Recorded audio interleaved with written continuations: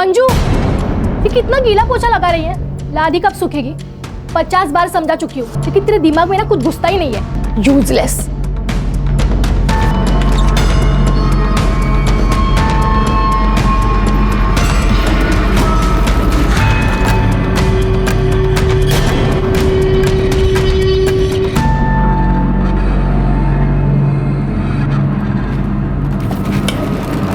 क्या देख रही है? हर जगह पे नजर रहती है ना तेरी। जा काम कर।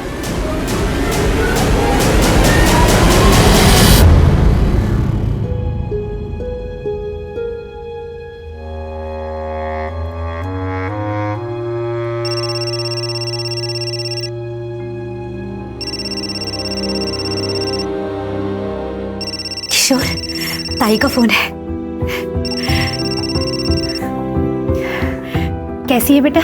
मैं ठीक हूँ आई। पैसे मिल गए थे ना? एकदम सही समय पर। किशोर का सिलेंडर बस खत्म ही होने वाला था। क्या? तो किशोर ठीक है ना अभी? हाँ, तू अगर पैसे नहीं भेजती ना तो पता नहीं क्या होता। ओह आई। बेटा ये ले, किशोर से बात कर।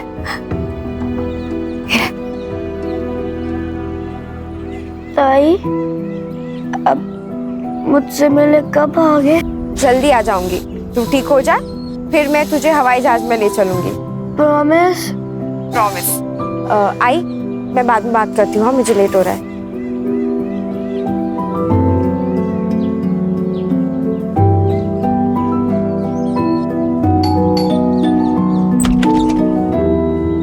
टाइम मिला तुझे वापस आने का? सॉरी भाभी, वो थोड़ा लेट हो गया। सॉरी भाभी, इतना लेट आई है, अभी खाई खाई में काम करेगी। नहीं नहीं भाभी, आप टेंशन मत लीजिए, मैं अच्छे से काम करूंगी। खाई खाई के चक्कर में ना कहीं गंदगी नहीं रह जाए। और हाँ, वो मीता के घर जाके आई या जाना बाकी है? नहीं भाभी, बाकी है। अभी तो मैं शिल्पा भाभी के घर से आ रही हूँ। सुन, तुझे ना पैसों की जरूरत थी, इसलिए वो शिल्पा के घर में काम करने बोला था। वो तेरा पार्ट टाइम है, ये फुल टाइम है। लेकिन तुझे मेरे घर के काम की और मीता के घर के काम की बिल्कुल चिंता नहीं है। बेटा ये घाई घाई में काम करती है।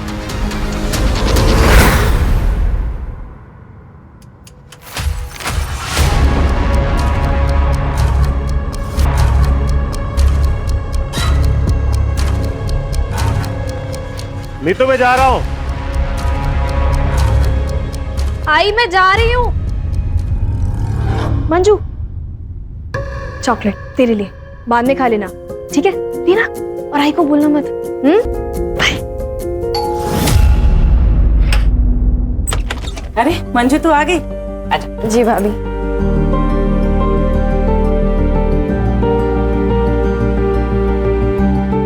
और नाश्ता किया मंजू तूने?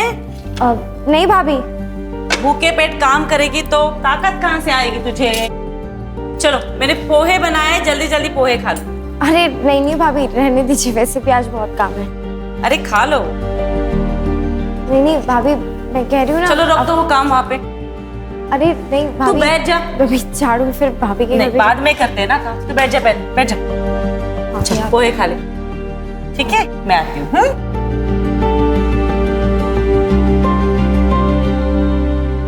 मम्मा, मेरी प्रोजेक्ट फाइल नहीं मिल रही है, आपने देखी क्या? दीदी एक मिनट, मैं ढूंढ देती हूँ। You eat, sweetheart. I'll find it. ये रही तुम्हारी प्रोजेक्ट फाइल। मैंने कल ही मंदिर में रखी थी, तुम्हें अच्छे मार्क्स आए ना, इसीलिए। मम्मा, आपका ही अंधविश्वास भी ना। आर्या, Yes. बेटा ready? Yes, yes. Come on, I will drop you to your college. Okay. Bye, मम्मा. बाय बेटा। Bye, bye, Manju.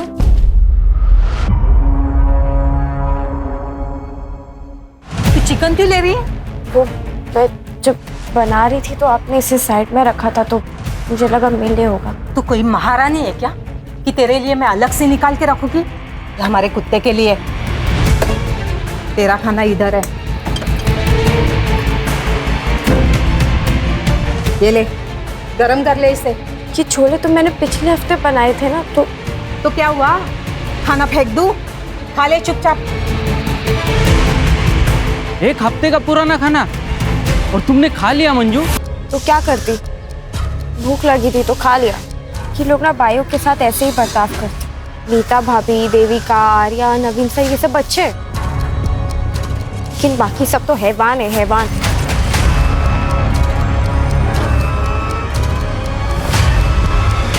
मंजू, क्या करे उधर? घर आके कुछ काम ही कर ले। क्या चक्कर क्या चल रहा है वो वॉचमैन देवेंद्र के साथ? सुन, अगर पेड़ से हो गई ना तो घर से बाहर फेंक दूंगी तुझे। नहीं भाभी, आप जैसा सोचो ऐसा कुछ नहीं है। अब मुंह बंद कर, जल्दी जाके सब्जियां लेके आ।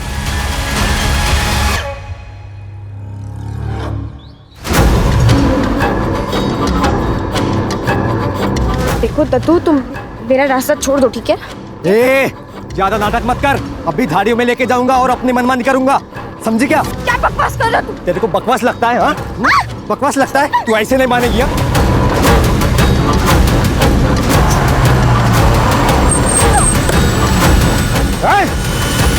छोड़ दे।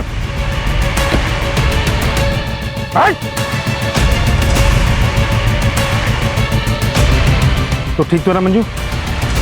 मंजू, छोड़ूंगा नहीं मैं तुझे। चल घर चल, चल चल चल।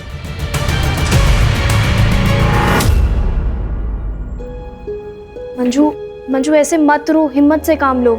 अच्छा हुआ बाई चांस नवीन वहाँ पे पहुँच गए थे, वरना पता नहीं वो गुंडा उसके साथ क्या करता। इतनी सारी मेड्स है जो काम करने बाहर जाती है, उन्हें तो कोई नहीं छेड़ता। सारे आशिक इसके ही पीछे लगे पड़े। तू नहीं उकसाया होगा ना उसे? यार बस करो ना। बस सारी गलती मेरी ही दिखती तुम्हें। मंजू एक काम कर, तू उठ, अंदर जाके आराम कर। हाँ, आराम कर जाके, सारे काम मैं करने बैठी इधर।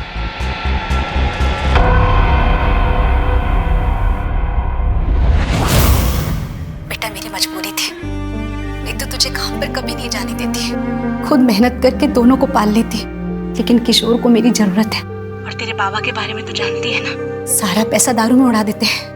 मुझे पूरा यकीन है एक दिन ये सारी मुसीबतें खत्म हो जाएंगी।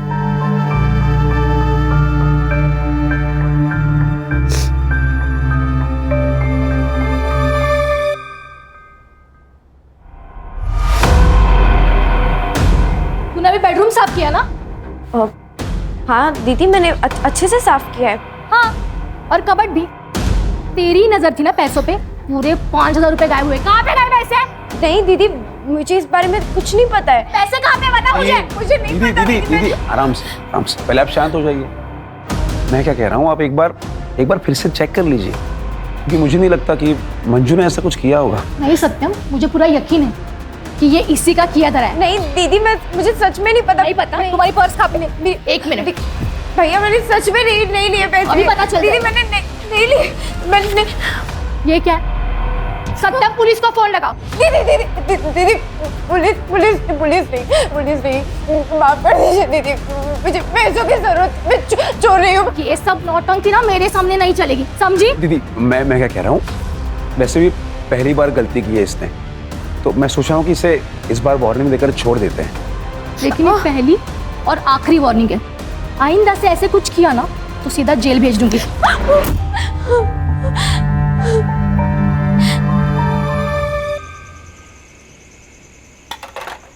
मंजू क्या कर रही है? चलते। अरे लेकिन कहाँ? अरे यार, मम्मा पापा देविका के पेरेंट्स के साथ बाहर गए, हम भी कहीं चल के पार्टी करते हैं ना।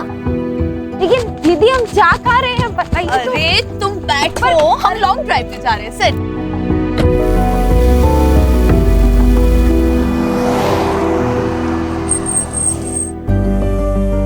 हाय, कम।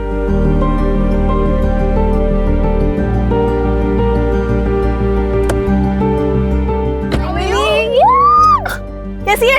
I am good. अरे इसी में लिए? हाँ यार, चलो फिर मजा आने वाला है। चले मंजू, चलो।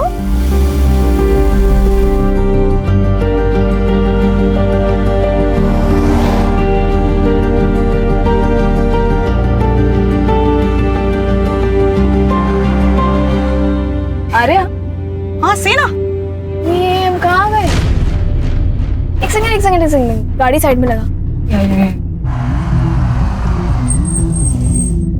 चरक लेना। दीदी, मंजू सुनो, तुम यहाँ पे वेट करो, हम लोग बाहर देख कर आते हैं। ठीक है? लेकिन हम लोग आ रहे हैं।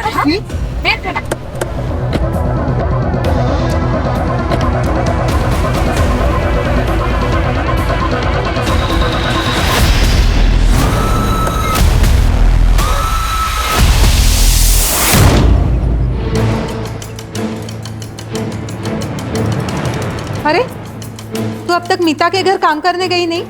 मैं अब वहाँ काम नहीं करती भाभी। मैंने आप पास ही में दूसरा छुट्टा काम ले लिया है। ऐसा क्यों? वहाँ काम बहुत होता है ना भाभी, इसलिए।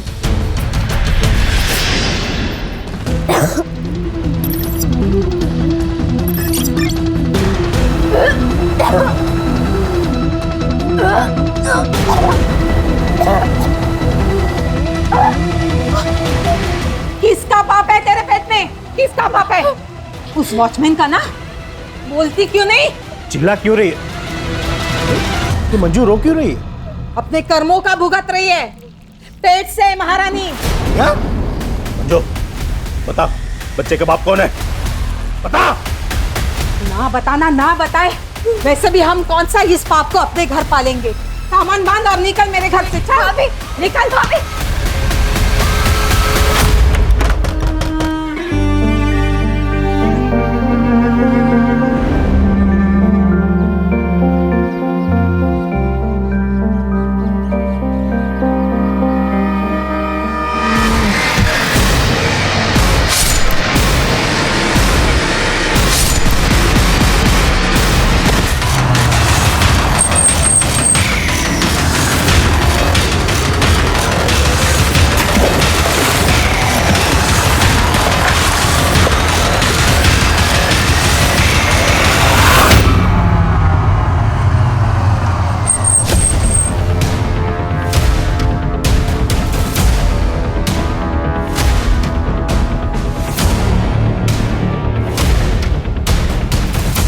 सर, पास के झोपड़पट्टी वाले को नाले में थैलियाँ मिली है। इस थैली के अंदर बॉडी के टुकड़े मिले। सर देखकर लगता है स्टैबिंग के बाद बॉडी के टुकड़े करके यहाँ पे डंप कर दिए। चेहरे की फोटो खींच के सारे महाराष्ट्र के पुलिस स्टेशन में सर्कुलेट कर दो और बॉडी को पोस्टमार्टम के लिए भेज दो। Okay sir. बॉडी आइडेंटिफाई हो गई है। मंजू काले नाम है, उम्र 17 साल।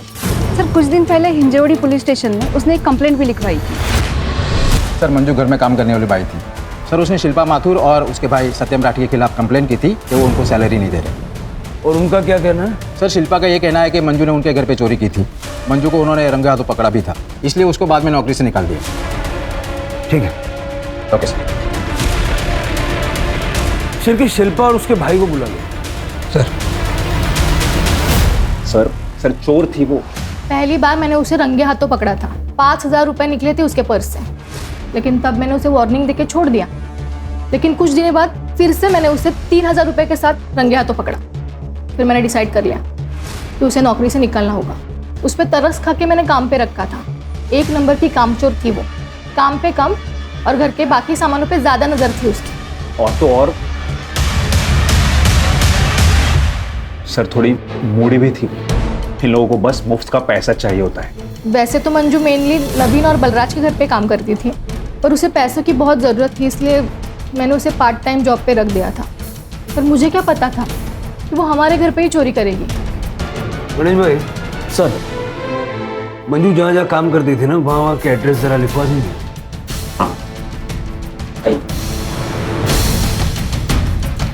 ये भाई बहन की डिटेल्ड बैक स्टोरी निकालो। सर मंजू की postmortem report. Sir postmortem report के हिसाब से मंजू की मौत 15 नवंबर की रात को 9 बजे से लेकर 12 बजे के बीच में हुई थी।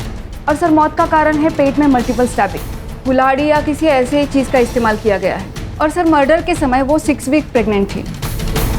मंजू के माँ बाप को बुला के उसकी पहचान करवाओ और ये जहाँ जहाँ वो काम करती थी उसे जाके मिलते हैं। ठीक है सर, हमें नहीं पता पिछले 1 महीने में उसके साथ क्या चल रहा था। हाँ सर, हमारे यहाँ पे उसने काम करना बंद कर दिया था। और वो नीतू, उसके पास तो वो काम करती थी। नीतू हमारे यहीं पे बगल में रहती है सर। हमारे फैमिली फ्रेंड्स हैं वो। तो उसने आपके घर से काम क्यों छोड़ दिया? पता नहीं सर, हम तो उसके साथ बहुत अच्छे से व्यवहार करते थे। इनफैक्ट मैंने उससे कारण भी पूछा, पर उसने कुछ भी नहीं बताया। आपको पता था मंजू प्रेग्नेंट थी? नहीं सर, मुझे तो पता ही नहीं था। मुझे तो तब पता चला जब नीतू ने उसको काम से निकाला। प्रेग्नेंट थी वो, और बता भी नहीं रही थी कि बच्चा किसका है। हमारे घर में जवान बेटी है, उस पर क्या असर पड़ता, इसलिए मुझे उसे काम से निकालना पड़ा। मंजू ने आपको बताया था वो कहाँ जा रही है? अपने गांव अम्बे गांव जाने वाली थी वो, अब 1 हफ्ते पहले, है ना?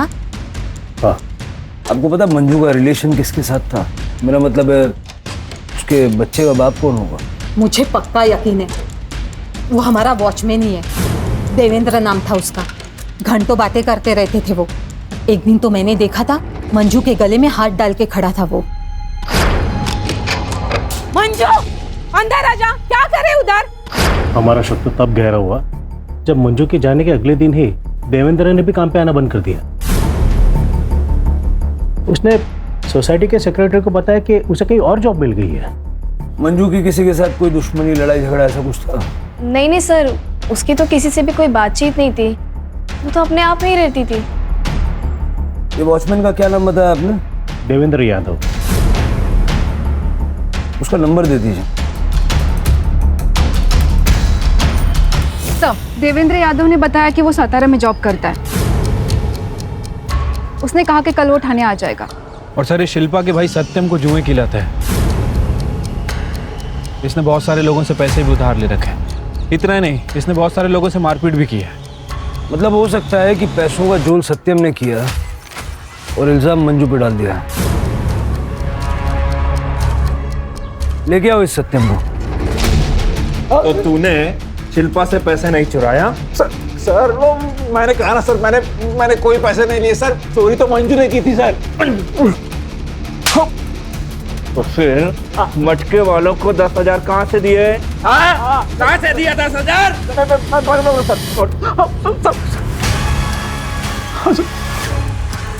मैं दीदी के कबड़ से छोटी छोटी अमाउंट लिया करता था सर, ताकि दीदी कभी नोटिस ना कर पाए। एक दिन मंजू ने मुझे ऐसा करते हुए देख लिया सर।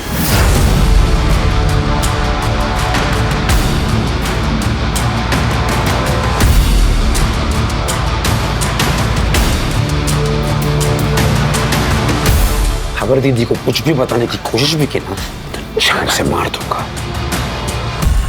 वो मटके वाले लोग मेरे पीछे पड़े थे सर कि मुझे उनके पैसे देने थे, इसलिए सर एक दिन मैंने सीधे 5,000 रुपए निकाल लिए और फिर दीदी को शक हो गया ना, इसलिए मैंने वो पैसे फिर से मंजू की पर्स में रख दिए और फिर दीदी को मंजू की पर्स से वो पैसे मिल गए सर। फिर भी मैंने दीदी से कहा था सर मंजू को एक और मौका देने के लिए। बोला बनता है। इसका डीएनए सैंपल लो और शहर से बाहर जाना नहीं, अच्छे बच्चे की तरह घर में रहना। चल इसका सीडीआर और लोकेशन निकल लो। देखो 15 नवंबर की रात को था। सर, मंजू के घर वाले आए, उन्होंने बॉडी आइडेंटिफाई कर ली। मंजू हमारी पहली और आखिरी उम्मीद थी साहब, तो वो भी चली गई। हमारी बच्ची कभी घर पहुंची ही नहीं। आपको पता है आपकी बेटी 6 वीक से प्रेग्नेंट थी? या उस बच्चे का बाप कौन था? क्योंकि नवीन और बलराज की फैमिली का कहना है कि मंजू को भी नहीं पता था कि उस बच्चे का बाप कौन था। झूठे है सबके सब। मंजू को मालूम था, तभी तो उसे सुनसान जगह ले जाकर तमंचा दिखाकर उसका बलात्कार करवाया गया। मेरी बच्ची की जिंदगी को बर्बाद कर दिया। आपको यकीन है कि ऐसा ही हुआ था? कैसी बात कर रहे हैं साहब? आप खुद भी सोचिए ना साहब, कोई भी माँ बाप अपनी बच्ची के बारे में जानबूझकर ऐसी बात करेगा? साहब, हम दोनों वहां बात करने भी गए थे उनसे, जब मंजू ने हमें बताया। बहुत हो गया, झूठा इल्जाम मत लगाना हमारे ऊपर। और हमारी बच्ची झूठ क्यों बोलेगी? हम लोग का साथ देने के बजाय तुम लोग हमें झूठा बोलते हो। लेकिन हम ऐसा क्यों करेंगे? Rape on gun point? Manju झूठ मत बोल, टेल देम ट्रूथ। कर सकते ये दोनों ने मेरे साथ गलत किया। अरे किया होगा तभी तो बोल रही है ना। उन दोनों लड़कियों ने अपनी गलती मानने से इनकार कर दिया और उनके घर वालों ने मामले को रफा दफा करने के लिए मंजू को हर महीने 25,000 देने का वादा किया। आई बाबा, मुझे घर ले चलो ना, मुझे यहाँ काम नहीं करना है। हम जाके पुलिस कंप्लेन कर देते हैं ना। तूने सुना नहीं क्या कहा उन्होंने? 25,000 रुपए महीना। किशोर को ठीक करना है या नहीं? बेटा, बाबा एकदम ठीक कह रहे, मैं तुझे घर ले जाती, लेकिन अगर किशोर को ठीक करना है ना तो तुझे काम करना पड़ेगा। मजबूरी है हमारी। मान जा। वो आखिरी बार था जब मैंने अपनी बच्ची को गले से लगाया और दत्तू तो उसे पहले से ही परेशान कर रहा था। ये दत्तू कौन है? एक आवारा लड़का है साहब, उसी एरिया का, जो जब भी घर से बाहर निकलती थी उसे छेड़ता था। एक बार तो नवीन साहब ने भी बचाया। तो आपने पुलिस कंप्लेंट नहीं की? मंजू करना चाहती थी साहब, लेकिन बदनामी के डर से मैंने उसे रोक दिया कि कहीं काम न चला जाए। जब पता नहीं मंजू चली गई, अब हमारा क्या होगा। मेरे को तो डर है साहब कि मेरा किशोर भी मेरे को छोड़ के चला जाएगा। बिलीव मी सर, मंजू बहुत हार्ड वर्किंग थी। उसके लिए बुरा लगता था, इसलिए मैं और देविका उसे घुमाने लेके गए थे ताकि उसे अच्छा लगे। फैक्ट सर, वो तो हमारे साथ एंजॉय भी बहुत कर रही थी सर। उसके बाद देखा कि हम लोग रास्ता भटक गए, फिर हम किसी से रास्ता पूछने के लिए भी उतरे। सामने एक छोटा सा स्टॉल था, फिर खाने पीने के लिए हम लोग सामान लेकर आए। देखा मंजू बहुत रो रही है और उसने कहा कि उसके साथ किसी लड़की ने ज़बरदस्ती करने की कोशिश की, और पता नहीं सर वो हमें ब्लेम करने लगी और ये बोल के कि हमने गन पॉइंट पे रख के उसका रेप करवाया, जबकि सर उस वक्त हम वहाँ थे भी नहीं। एक्जैक्टली सर, और पूरे रास्ते हम उससे पूछते रहे कि कौन था, किसने किया, पर सर वो हमें ब्लेम किए जा रही थी। और तो और सर, घर जाने के बाद तो बहुत बड़ा बवाल हुआ। हमारे पेरेंट्स हमसे ही झगड़ने लगे और हम पे ब्लेम करने लगे। सर उस दिन बहुत गर्मा गर्म, इसलिए हम लोगों ने डिसाइड किया कि हम मंजू की सैलरी डबल कर दें ताकि हमारे परिवार और हमारी बच्चियों को कोई प्रॉब्लम ना हो। सर तब जाके उसके पेरेंट्स माने। सर उनका तो पूरा प्लान था हमसे पैसे ऐंठने का। वो उनका बेटा पता नहीं बीमार है भी या नहीं, पूरा खानदान झूठा है सर। सर आपको क्या लगता है, क्या सच है? देखो, इस वक्त कौन सच बोल रहा है कौन झूठ बोल रहा है ये बता पाना मुश्किल है।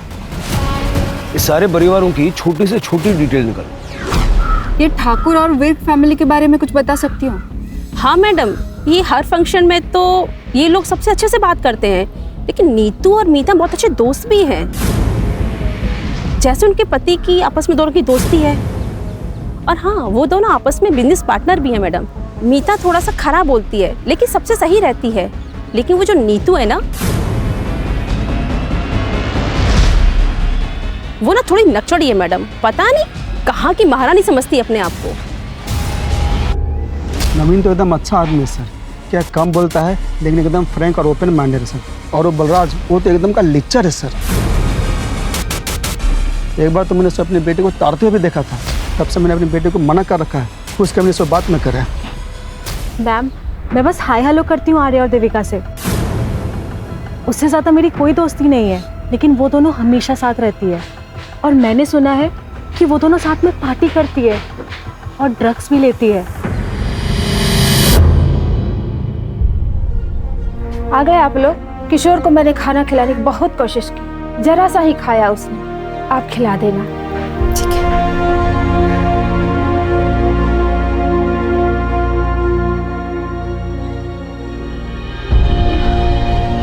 आई बाबा, अब ताई वापस कभी नहीं आएगी ना?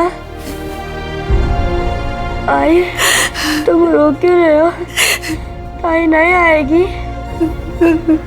ताई तेरी याद आ रही है। आई मिस यू ताई। हो सकता है ये दोनों फैमिलीज झूठ बोल रहे हैं। इनको पता है कि मंजू का रेप किसने किया, या फिर ये दोनों लड़कियां झूठ बोल रही हैं और इनका परिवार इनकी मासूमियत पे भरोसा कर रहा है। सर ऐसा भी हो सकता है कि सावित्री और गंगू झूठ बोल रहे हैं। हो सकता है कि इन लोगों ने ब्लैकमेल करके अच्छा पैसा बनाने की सोची, या फिर मंजू उतनी सीधी थी ही नहीं, इसलिए ये दत्तू टाइप के लड़के उसके पीछे पड़े रहते। बहुत कंफ्यूजिंग है सर। दत्तू मिला क्या? सर अभी तक नहीं। वो और उसकी बहन योगिता दोनों अंडरग्राउंड है। सर पता चला है कि योगिता से पहले वो विर्क और ठाकुर फैमिली में काम करती थी, लेकिन सर बीमारी के कारण वो काफ़ी छुट्टियां ले रही थी, इसलिए उन्होंने योगिता को हटा के मंजू को परमानेंट काम पे रख लिया था। मतलब योगिता के पास भी मंजू से बदला लेने का मोटिव था। ये भाई बहन को जल्द से जल्द ढूंढो। सर वॉचमैन यादव आ गया। ऐसा कुछ भी नहीं था साहब, आप भी उन लोगों की तरह गलत समझ रहे हो सर। वो मेरी बहन जैसी थी। बहन, मुंह बोली बहन, ये सब बहाने बहुत फालतू लगते हैं। बात समझ में आ रही है? सर कसम खा के कहता हूँ साहब, उसको मैं बहन मानता था। उसके जाते ही तूने जॉब क्यों छोड़ी? सातारा में अच्छी जॉब मिल गई थी और पेमेंट भी अच्छी थी, इसलिए मैंने वो जॉब छोड़ दी। और साहब ये तो इत्तेफाक था कि मंजू ने और मैंने साथ में जॉब छोड़ी। साहब जाते वक्त मंजू ने मुझे बाय भी नहीं किया। मंजू का मर्डर हो गया है और तुझे बाई की पड़ी। हाँ? नीतू विर्क ने बताया कि मंजू की प्रेगनेंसी का जिम्मेदार तू है। क्या? अब ये मत बोलना कि तुझे पता नहीं था मंजू प्रेग्नेंट थी। नहीं साहब, मुझे पता था। नीतू मैम ने मुझसे बात की थी जब उनको पता चला कि मंजू प्रेग्नेंट थी। सच बता यादव, तूने ही मंजू को प्रेग्नेंट किया है ना? नहीं मैम साहब, वो मेरी बहन जैसी है, पर मुझे पता है वो किसकी वजह से प्रेग्नेंट है। किसकी वजह से? नवीन साहब। मैडम 1 महीने पहले नवीन साहब ने उसके साथ रेप किया था और इसी वजह से मंजू ने उनके घर का काम छोड़ दिया था। ये बात मुझे खुद मंजू ने बताई थी। वाह यादव, मानना पड़ेगा, कहानियाँ बहुत अच्छी सुनाता है, लेकिन पुलिस के आगे कहानी सुनाने पे तालियां नहीं तमाचे मिलते हैं। कसम खा के कहता हूँ साहब, मुझे ये बात मंजू ने बताई थी। मुझे मंजू पे पूरा भरोसा था। वो बहुत खुददार और प्यारी लड़की थी साहब। वो अपने परिवार के लिए दिन रात काम करती थी। उसको अच्छी जिंदगी मिलनी चाहिए थी साहब, उसके खुली को मत छोड़ना। याचा DNA सॅम्पल घेऊन मग याला पाठवा जा। तो यादव सच बोल रहा है ना, या झूठ? देवेंद्र ने मुझे बताया था कि नवीन ने मंजू का रेप किया था। मैंने ये बात मीता को भी बताई थी और बाद में मेरे हस्बैंड ने भी मुझे कंफर्म किया था। मतलब तुम भी ये बात पहले से जानते थे? जी सर, नवीन ने 1 महीने पहले ही मुझे बताया था। जिस रात मंजू ने लड़कियों पे इल्ज़ाम लगाया कि गन पॉइंट पे उसका रेप करवाया गया। क्या? तूने मंजू का रेप किया? हाँ यार, कल रात को मैं लेट घर पहुंचा था और मैंने थोड़ी सी ड्रिंक भी कर रखी थी। मंजू ने जब मुझे बताया कि किसी ने गन पॉइंट पे उसका रेप किया तो यार मैं अपने ऊपर कंट्रोल नहीं कर पाया। मैं आउट ऑफ कंट्रोल हो गया था। और सच बताऊं तो मुझे उसके ऊपर गुस्सा भी था यार। उसने बेवजह हमारी बच्चियों को इसमें घसीटा है। मैं तो सिर्फ कंसोल करने की कोशिश कर रहा था यार, बस। बैठ, रो मत, मैं हूं ना।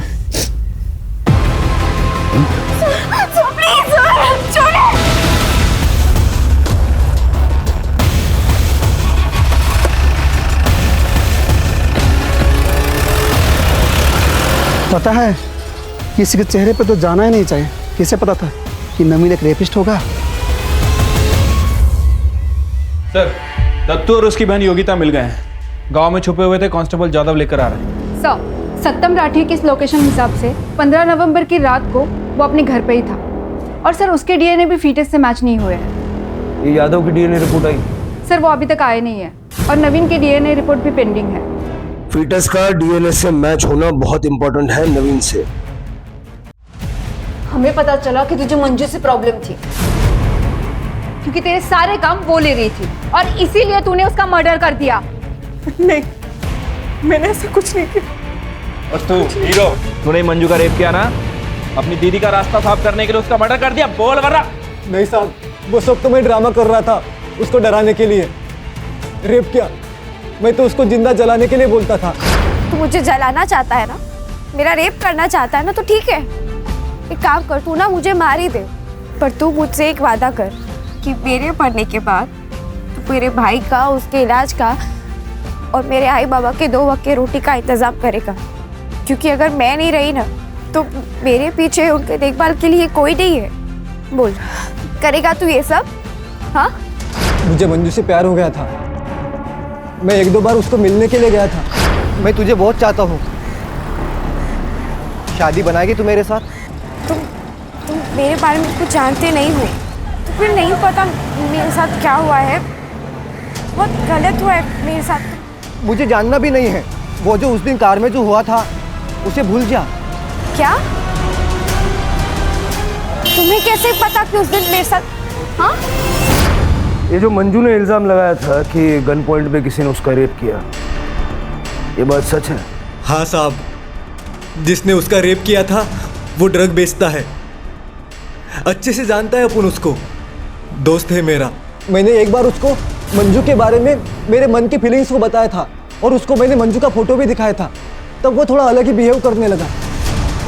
वो मेरे को बोला कि मैं मंजू के बारे में एक बार सोच लूं, क्योंकि उसको गन पॉइंट पे मंजू के साथ रेप करने के लिए फोर्स किया गया था। साहब ये सुनकर मैं तो सदमे में चला गया। मैंने उसको पूछा पर उसने नहीं बताया कि किसने उसको फोर्स किया। बोला कि वो कस्टमर था। कहाँ मिलेगा ये गोपी?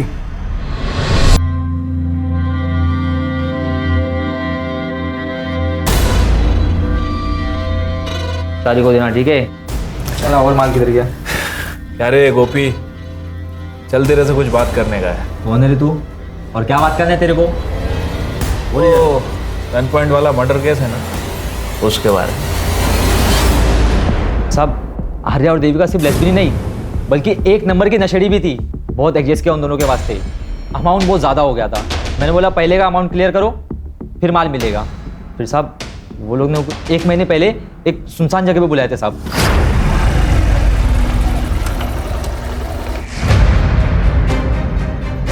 कहाँ है मेरे पैसे? गाड़ी में।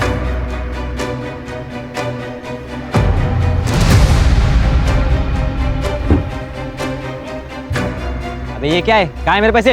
अबे यही है तेरा पेमेंट, चल भरपूर ले। क्या कर रहे हो तुम लोग?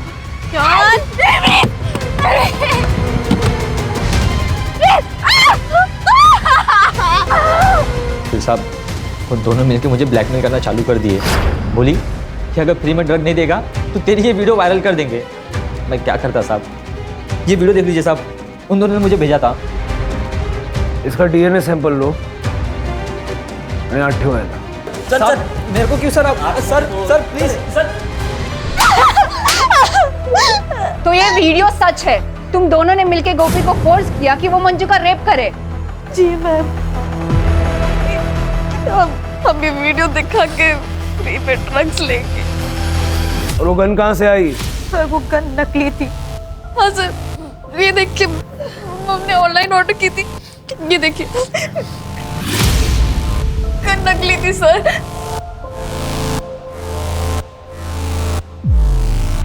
और इसके बारे में क्या कहना है?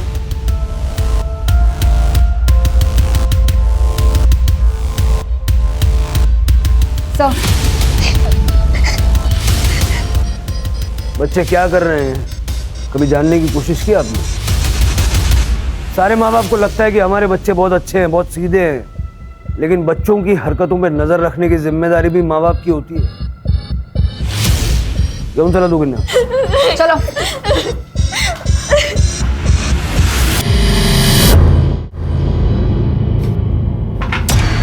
क्या कर रही है? किशोर की दवाई के पैसे। तो मैं क्या करूं? मैं क्या करूं मतलब? क्या बोलने की कोशिश क्या कर रहे हो? अरे जाऊंगा मैं। तुम्हारी वजह से मेरी ताई चली गई। तुमने मेरी ताई को मार डाला। मास्क लगा बेटा, मास्क लगा, मास्क लगा। ऐसे नहीं बोलते बेटा, मास्क लगा, मास्क लगा, मास्क लगा, मास्क लगा।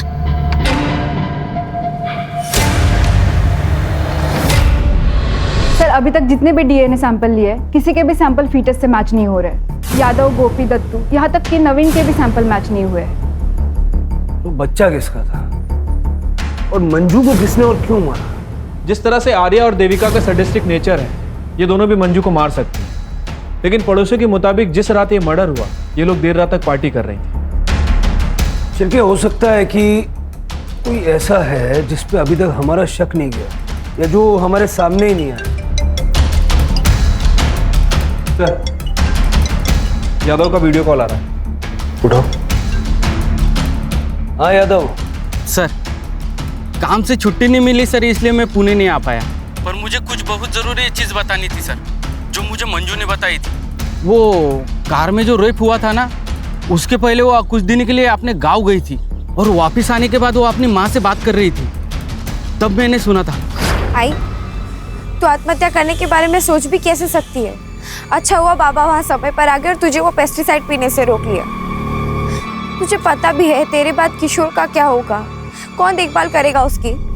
तू दोबारा ऐसा कदम नहीं उठाएगी। चल फोन ठेवते।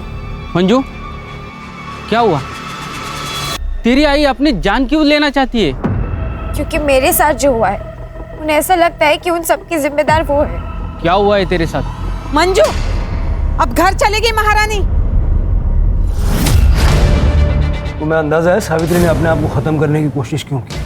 नहीं सर, इस बारे में हमारे बीच में कोई बात नहीं हुई सर, और मैं भूल भी गया था सर। ठीक है, thanks Yadav. Yes sir. Ambegaon चलने की तैयारी करो शिरके। सर। कंकु मेरा दूसरा पति है सर। 12 साल पहले नदी में डूबने की वजह से मंजू के बाबा की मौत हो गई थी। मंजू 5 साल की थी। 1 साल बाद मैंने कंगू से दूसरी शादी की, क्योंकि वो मंजू को अपनाने के लिए तैयार था। लेकिन 1 नंबर का बेवड़ा निकला कमीना। दारू और सेक्स के अलावा उसे और कुछ सोचता ही नहीं। किशोर के बाद ऑपरेशन करा लिया क्योंकि मुझे दूसरा बच्चा नहीं चाहिए था। 1 महीने पहले मंजू हमसे मिलने आई थी। मैं बाजार गई थी कुछ सामान लेने। जब लौटी तो देखा मंजू! मंजू! मंजू! मैं उसे संभाल नहीं पाई और अगले दिन वो काम पे चली गई। अब पति के खिलाफ पुलिस में रिपोर्ट तो नहीं कर सकती थी ना। फिर मुझे लगा कि मैंने अपनी बच्ची को धोखा दिया, इसलिए मैं जीना नहीं चाहती थी। लेकिन गंगू ने मुझे बचा लिया।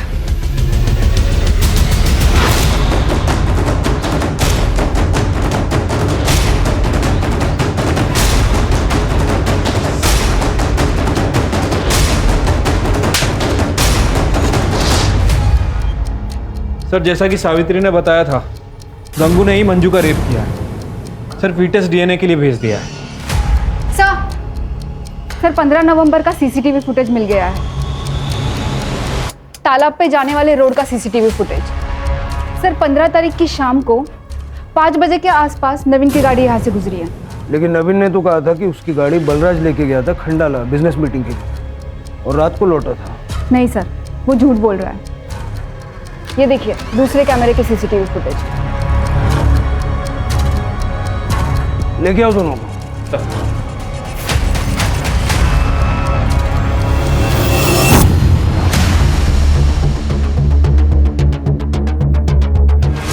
हाँ सर, मैंने ही शंकर को सुपारी दी थी मंजू को मारने की। नीता भाभी, मुझे अंबेगांव तक छोड़ने के लिए थैंक यू। हाँ, इट्स ओके मंजू, और अपने पैसे के लिए चिंता मत करना। मैंने नीतू से बात की है, वो तुम्हें पैसे दे देगी।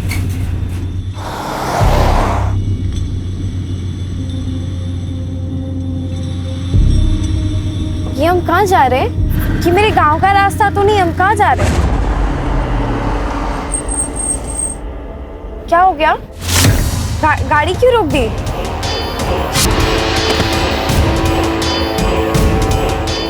सॉरी मंजू, तुम्हारा जीना मेरे लिए और मेरे परिवार के लिए खतरे से खाली नहीं है। सर, मुझे डर लग रहा था कि उसकी प्रेगनेंसी की बात कहीं बाहर ना आ जाए। शर्म नहीं आई? एक महिला होके तुमने अपने पति के घिनौने काम को छुपाने की कोशिश, यहाँ तक कि मंजू का खून कर दिया। और वैसे तुम्हें बता दूं, मंजू के पेट में जो बच्चा था नवीन का नहीं था। लेके जाओ इनको। चलो मैडम, चलो। Thank you. जब भी पुणे आओगे मिलना जरूर, ख्याल रखना। सर, गंगू का डीएनए फीटस से मैच हो गया है, जैसा कि देवेंद्र को प्रॉमिस किया था। मंजू को इंसाफ दिला दिया सर। सर, वो किशोर काले, मंजू का भाई, उसकी डेथ हो गई। सर, जब से हम अंबेगांव से वापस आए तब से उसने ऑक्सीजन सप्लाई और दवाई लेने से मना कर दिया था। संभालो अपने आप को। सर, अगर ये सो कॉल्ड पढ़े लिखे लोग मंजू को जिंदा रहने देते तो कम से कम किशोर तो जिंदा होता। फिर के हमारी सर्विस में इमोशन का कोई काम नहीं। वैसे तो काम ही नहीं कर पाएंगे। अब यही प्रार्थना करो कि वो दोनों भाई बहन जहाँ कहीं भी हों खुश हों।